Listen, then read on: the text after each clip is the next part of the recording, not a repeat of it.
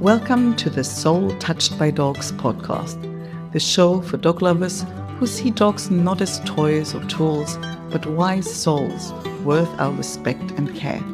I'm Anke Herman, and I'm your host. I talk to awesome humans, people who do great work for dogs and their people. So come and join us for today's conversation.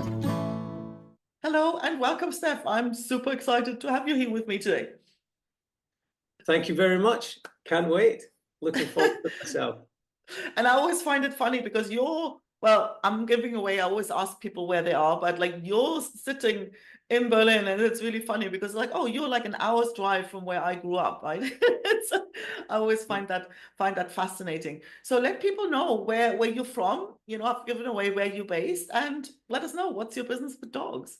Well, first of all, thank you for having me. Second of all, isn't it a wonderful description of the world where I'm now an hour from where you were born. I'm Scottish, living near Berlin, and you were born in Leipzig, I believe. Yep. Yeah, now living in Spain. So that's just a wonderful sign of what the world's all about. And here we are chatting together. And what was your question? What's your business with dogs? What are we talking about? Dogs, right, dogs, yes. So we had this idea. First of all, I was in the British Army for 29 years and had a full and exciting and busy career. Retired at 45, and my wife and I had this plan that we were going to go to Bulgaria.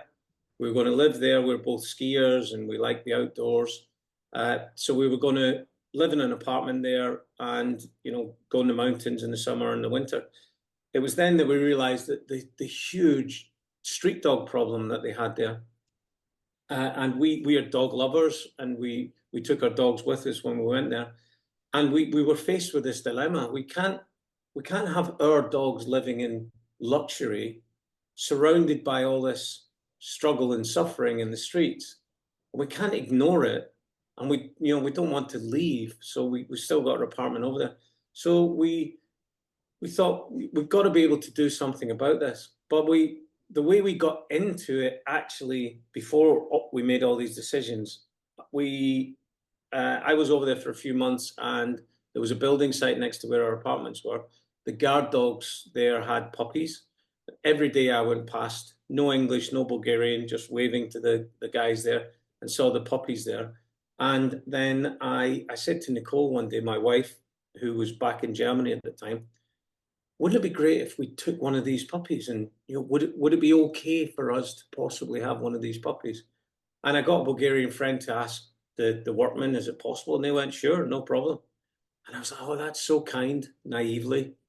And I'd noticed that there'd been 10 puppies, but now there was only 6 by the time we took the puppy that we did. And I said, so did other tourists take the other dogs? And they said, no, they just get killed on the road. And I thought, oh my goodness, I cannot phone Nicole and say, I took one of the puppies, and the other 5 are just going to die on the road. So I took all 6 puppies. And I thought I'll take them, get them to the vet, get them checked out, get them all their vaccinations and wormed and everything. And then I'll take them to the dog shelter in Bulgaria. And that's my next life lesson is there are no humane. Don't assume anything, right? So now I'm in my ski apartment with my 2 adult dogs and 6 puppies with 0 experience of bringing up puppies. So that was a baptism by fire, which we got through for a few months. Nicole came over for Christmas, and then we both drove back together with puppies, rehomed them in Germany, and we were like, great, that's a good job done. Don't want to do that again. So we were out in April, and I came back in to the apartment, and Nicole said, don't go in the bathroom. And I'm like, well, why would I not want to go in the bathroom? Don't go in the bathroom. So I went in there, 5 puppies in a box. And she said, you started it. And I was like, oh, God. And I went, okay, listen, we know the routine. We've got contacts with the vets. We know how to do the paperwork, get them all vaccinated, all these kind of things. And we got them back to Germany. And we went, right, okay. So, and then we were out there in July, and we're sitting at dinner. And so people come up and said, are you the people who rescue puppies? And we were like, are we? Apparently so. We are. And that's when we decided, look, we actually do know what to do. So we got ourselves trained up, we got ourselves registered and authorized and everything like that. And that was 12 years and 1,500 dogs ago. So, and me being hyper sensible, I said, well, okay, we can do it, but we do it as a hobby. We won't let it take over our lives. And now it's the best mistake I have ever made because it's a common cliche, but we don't rescue dogs. Dogs rescue us. It's our whole life, our whole passion. Our daughter grew up with animals, and she even qualified this year as a vet. So we've even got our own vet in the family. So our entire ethos and everything we do is focused around the animals, and we wouldn't change it for the world. I love So that. I love that's how that I so got much into it. on so many levels. And to actually even have your daughter inspired to, to become a vet so she could do that professionally. Just love it. Now, there's a couple of things that I'm curious about because I live in Spain, so having dogs not treated the way as a German I think they should be treated is fairly common. It's one of the reasons I even started Soul Touched by Dogs because the narrative needs to change, right? So, but there's also there's not that many at least where I live or have lived along the last 20 years. It's not so much of a street dog problem that you don't see a lot of dogs running around the street. But I've recently heard some people, some sort of dog trainers talk about that street dogs who are growing up without a family, that they're actually struggling when they come into families because they're just sort of used to having that agency of their own life. Do you have what's your take on that? So, first of all, every dog is different. And the dogs that we tend to are satellite charities. So just let me explain the structure that we have. So we're based in Germany, and we have a logistics hub, a baseline here. But we support the small charities in Bulgaria. We have a small group of people who are out there doing it. So, and they tend to be finding younger dogs. And younger dogs are much more rehomable. So they will keep the dogs for 4 months, and they will be fed and vaccinated and treated, chipped, and passports. And then we publish them on our Facebook page. We have 6,000 subscribers. We have two Facebooks. We have a public one and we have a private one for all of our owners because we've rehomed 1,500 dogs, and we still consider our dogs to be our dogs. And if circumstances change with an owner, we have it in our contract that the dog comes back to us.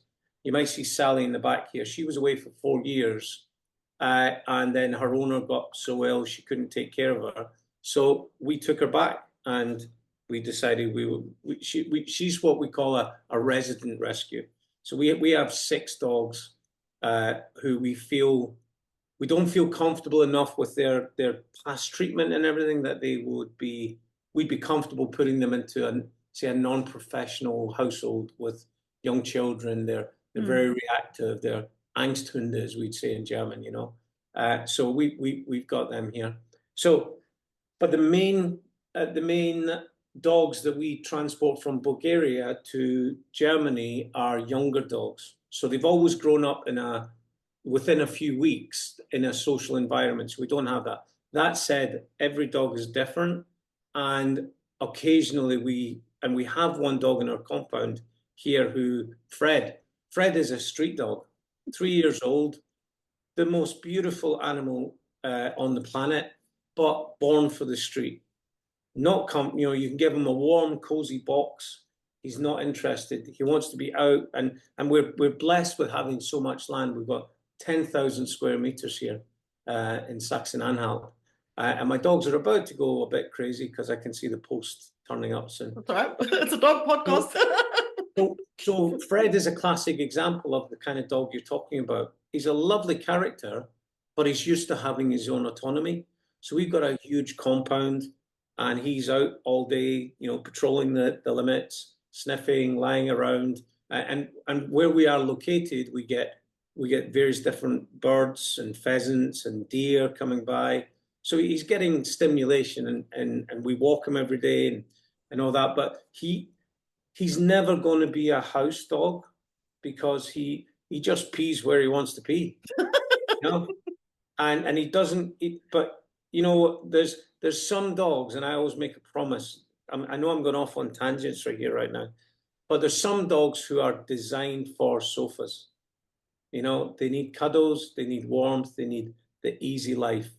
And our most recent dog was a dog called Alice, who was rescued by a friend of mine who's a member of my coaching community. He lives in the Pyrenees, and he drove all the way to Berlin to pick up Alice, and the two of them are like soulmates. He's such a kind, gentle soul, lives on his own in the Pyrenees in a little village. And Alice was, I always promised Alice in the mornings when we went to the compound, you're going to spend the winter on a sofa in front of a log fire, just getting cuddles. You know, she's that dog. And it's my favorite story in the world because we now get regular updates of Alice and Jason on the sofa in front of the log fire in the mountains. And he sent a video yesterday of her playing in the snow and all that kind of thing. So we take each dog as an individual and we rehome that dog as is. But Fred isn't going anywhere. The most domesticated he would go to would be probably a farm, you know, somewhere where he has his outdoor. He's got really thick fur, beautiful kind of English setter, speckled, ginger and white, and he'll never be happy inside the four walls, you know. So the short answer to your question is, we will take the dog and give the dog the needs that dog has. I love that. That could be a sofa or free range. Well, I love that. I love that. And so do you find it hard? Because like, so here there's often this, you know, dogs that get rescued here quite often get sent over to Germany, to England, because it's just easier to find homes for them there. Because here, I remember a friend of mine who, like a neighbor who had, well, there was a litter, you know, and they really struggled, you know, to find good homes. There'd be plenty of people like, oh yeah, I'll have the dog, you know, but then they just have them chained up in some courtyard somewhere. So if you want to make sure they have a good home, it's not that easy, right? So do you ever find if you bring dogs back in Germany, is that hard or is it easy to find? Or do you have a wait list for people to adopt the dogs? Like, what's the situation? So what we have is a very active community of, like I say, 1,500 dogs rescued. It's written into the contract that dog still, unless it stays with you, it has to come back to us. And we also, because we do this for a passion, we love our dogs. They become our dogs. So we have a community of owners. And so we've got a kind of closed Facebook page of owners who are also members of the public group. And they understand the passion that Nicole and I have. They know that we run it efficiently with business processes to make sure that everything is accounted for and that all the processes are followed correctly. So they enjoy being part of our community. So when we post something into our Facebook group saying we've got new dogs, then they work as an exponential network. So they will reach out to their family and friends. And we have what we call repeat offenders and failed fosterers, all those kind of people. You know, the ones who say, oh, I can look after her for a few months. And we're like, okay, can we have her back? And they're like, no, she's going to have to stay, you know, that kind of thing. So we have our own community, and 6,000 people who are already dog people, who are only interested in recommending to family and friends and people that they would trust as well, you know. So it's a kind of mutually supportive environment where we very rarely have actual issues with, and we do for controllers. So we do home inspection, we do contracts, we do meet the dogs. If they've got other dogs and they've got children, say, they have to come to us and we watch their interaction. They think they're choosing the dog, but we're actually doing a kind of an assessment of actually, you know, I don't want one of our dogs to be living with those Do people. we trust you with our dogs, right? Precisely, you know. So we have that whole atmosphere about how we do things, and over the years, over 12 years, we've built, as I say, 6,000 followers, and they're very active. You know, if you go onto the Facebook group, you can see we're running a Christmas sponsorship program at the moment for the dogs in Bulgaria, because we've got small satellite charities looking after them, and this is like expats living there, and they've got their house and they've got a yard, and they've got some puppies there, and they live domestically in the house, and the people that we work with, we vetted them, we've been there, you know, they're friends of ours, you know, we support them. So what we do is we offer a certificate program where you can sponsor for 20 euros a month. You get a certificate so that you, for Christmas, you could give that gift to friends or family. You know, we buy presents because we have to, and everyone's got everything. So it's such a unique, beautiful thing to get a certificate to say, you're going to support little Lily. Here's some pictures of her for the winter. And that's a massive boost for our people in Bulgaria, because we can say to them, your winter fuel bills, your winter food bills, any veterinary bills, they're covered for the winter. Because a lot of them are working on passion, enthusiasm, they're retired people, you know, so they don't have a huge budget. So that's something that can be seen on our Facebook as well. You'll see the certificates. So our community is incredibly active. I love that, because they're there's all that, dog it's lovers. always about trust, you know. I think that's on both sides, you know. So it's like, because I remember when I had, you know, like I had my little hustle there and I had all these shelters, and it was just like, yeah, here, pictures of misery and the PayPal link, you know, so where there is just that. So you managed to really build a community around it, so where, you know, there's people you can trust, they know they can trust you, so it's transparent and open, and I just love that. Actually, and that's why we don't actually advertise, because we don't want to compete with the RSPCA ones, and like it is, it's misery, because we want people to do it for the love, not out of the pity, you know. So, and as we say, we've built an organic community of dog lovers. So we don't pump out ads and everything like that. The community is kind of self-supported. We're always more interested in other people coming in, but they come into the community. We don't just want faceless donors putting money into an account. You know, it's about, hey, you can see your money being used. Just go in the group every day. There's new posts going up of people sharing pictures of the dogs walking and stuff like that. So it's a beautiful space. I love that. So, and something that we touched on in the conversation we had before this that I'm curious about, because most of the time what I see here is that, you know, people who rescue dogs, they're just kind of like passion, and I don't know, like, you know, and sort of just sort of try and sort of wing it. Whereas yours is so well organized, and you said it before, like you run it like a business. What is there a tip, or like, is there somewhere where, you know, what would you say to somebody who goes, look, you know, I would really love to start rescuing dogs. Where do I start? So, great point.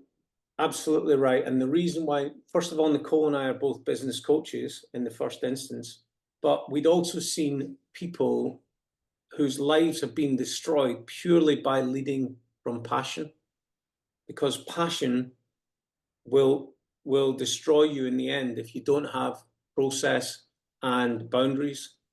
And that's what we learned.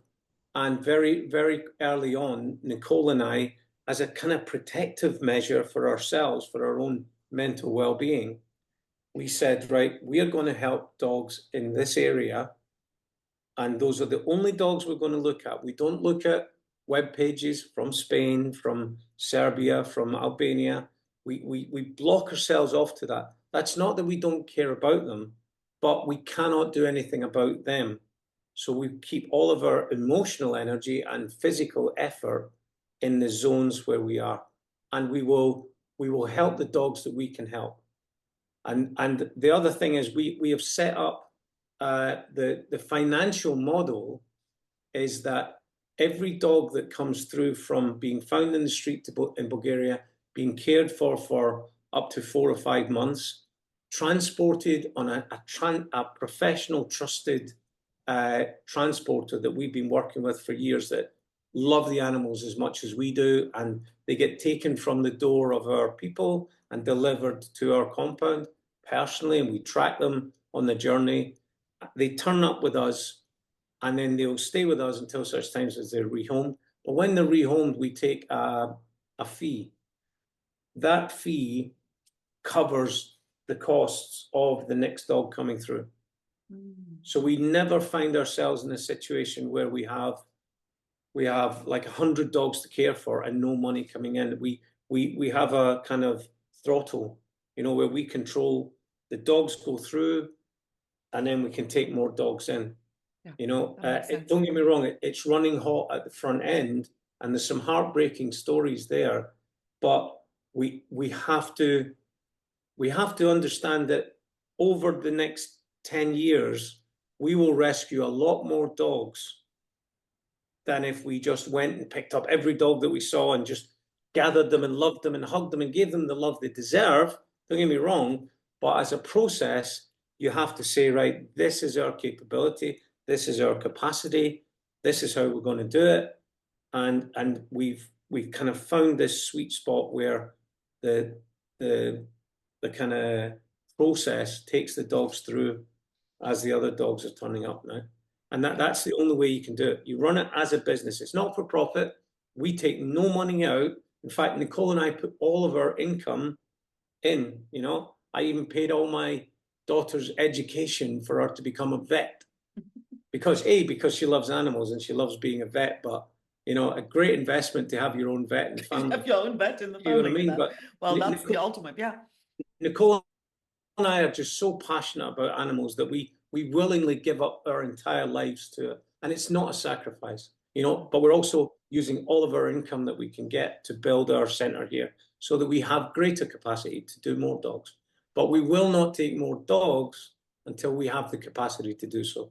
That's the kind of business process that has to be the overriding factor, So that's my I love advice. that. I love that because it's because that's the thing. It's like if you just kind of overload yourself and then it all goes, well, if you break down, you help no dogs, right? So precisely. Yeah, and we've seen wonderful people lose everything because they just led with the heart.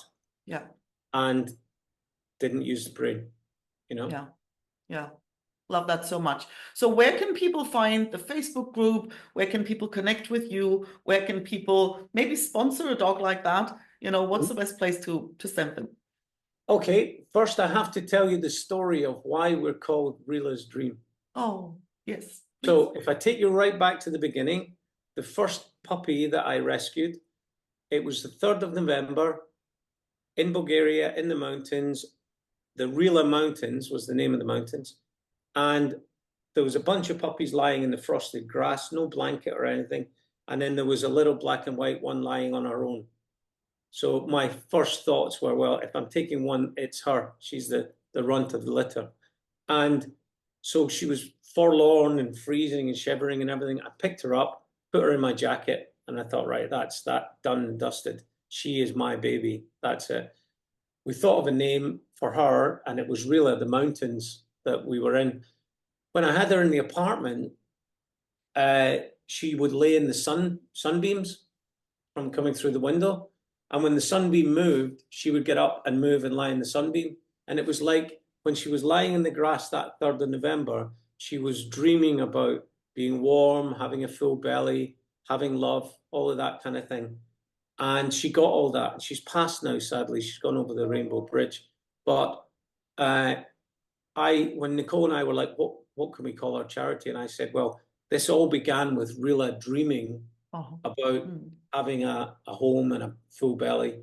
So let's bring that dream to every other dog that we can do, but let's name it after Rila. So our charity is called Rila's Dream, and you'll find us on Facebook. I can drop the link in here.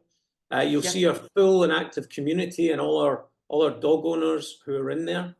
You asked about how could people sponsor us. A lot of people want to send us blankets and food and everything, and we love the generosity, But to send it to us here in Germany, it does more harm than good, because then we've got to transport that to Bulgaria, and it's 2,000 kilometers to where we're going, almost, 1,500 at least.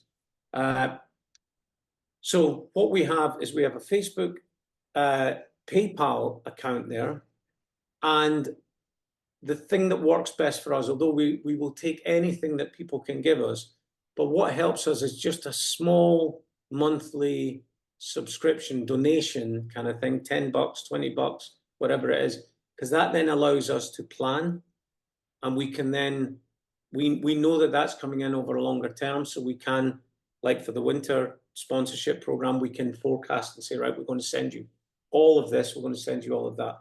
And I understand the trust difficulties, because there are so many people out there who are just using dogs and people's hearts to exploit them. If you go on our Facebook group, you will see we are the real deal. We are living and breathing dog rescue. And you'll see all of our community and all of the testimonials. So if someone's looking for a safe place to put a very small amount of money every month and see it all go to the dogs, 100% of it goes to the dogs, then Rila's Dream PayPal is the place to make that donation. I love that. Thank you so much. This was really refreshing and heartwarming. And so thank you so much for coming. And I'm going to join that Facebook group right now. Wonderful. Thank you very much. Thank you so much. You take care. Take care. Thanks so much for listening. If you enjoyed the episode, don't forget to subscribe and leave a review so other dog lovers can find the show. If you haven't already, head over to soultouchedbydogs.com and sign up for weekly doggy cuteness, tips, recommendations, and personal stories to warm your dog-loving heart. And if you know a awesome human you think I should interview, I'd love an introduction. Email me at Anke, that's ANKE, @soultouchedbydogs.com.